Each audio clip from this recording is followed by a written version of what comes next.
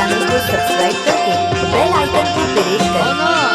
हाँ हाँ ओती रहले दुल्हा बाबू का कथे जाना था का कहथे पाछू झूले काले काले बाल कितना लंबा बाल है रे तने जानस का डाबर आवला के कमाल है ऐसे हाँ आदिवासी बाल है हाँ हाँ। तोर उम्र हवा 16 साल पाछू झूले काले काले बाल आओ ये काई सारीवान के मन कैसे कैसे हो कैसे तोला देख के हाँ कैसे हुआ थे तला का कथे जान था क्या कहथे तोर दिल में लिखा ले मोर नाम अच्छा तोर दिल में रही हाँ हाँ तोला नहीं भुलाई आओ तोर संग मजा हाँ जहाँ जाबे संग मजा ये से कहा थे ऐसे कहा थे और भीतरी ढार ले का कथे जाना था क्या कहथे तहा जिंदगी के कर ले कमाल आज गले लगा ले आना आना बीज लगा ले आले आले गले लगा लो आना आना मेरे लगा तोर उम्र हवा 16 साल पाछू झूले काले काले बाल तोर उम्र हवा 16 साल पाछू झूले काले काले बाल तहा जिंदगी के कर ले कमाल आज गले लगा ले आना आना बीज लगा ले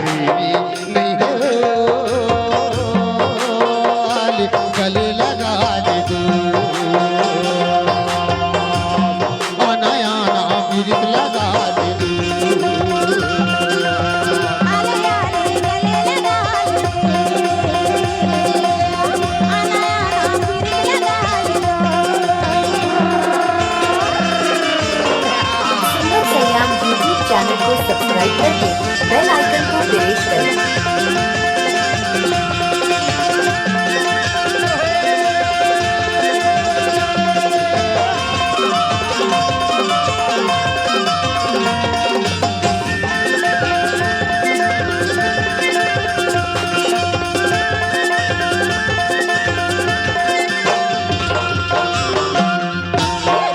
बाजार बिसाया भोला